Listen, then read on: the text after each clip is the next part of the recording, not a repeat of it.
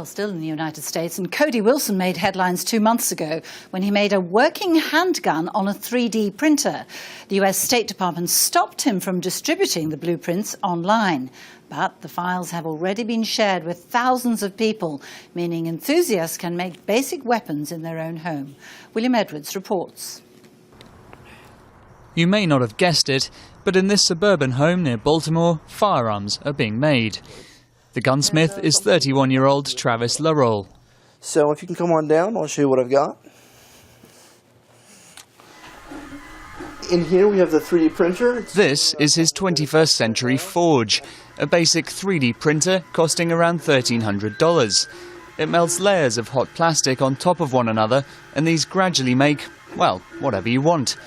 Using a design downloaded from the internet, Travis has made a handgun almost entirely of plastic called the Liberator. It fires regular bullets. It is a very basic firearm, so it's very simple and fairly unreliable at this point. But as a technological challenge, building a firearm out of plastic is quite difficult. So it adds a lot of challenge, and it's definitely been very educational for me. The inventor of the Liberator is Cody Wilson, and it was he who first fired the weapon earlier this year. Under weapons export legislation, the State Department demanded he take down the online blueprints. But by then it was too late, and the files had already been shared thousands of times. Some state legislators are now trying to make it illegal for 3D printers to be used for such a purpose, but supporters like Travis don't see the concern. It's not a particularly dangerous firearm to others. It's a single-shot firearm, and we have much better firearms available commercially.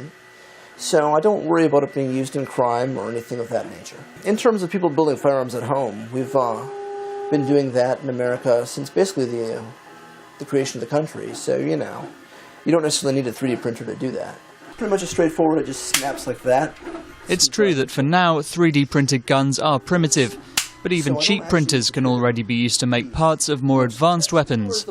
Travis has made the blue components of this AR-15 assault rifle to fit with off-the-shelf parts.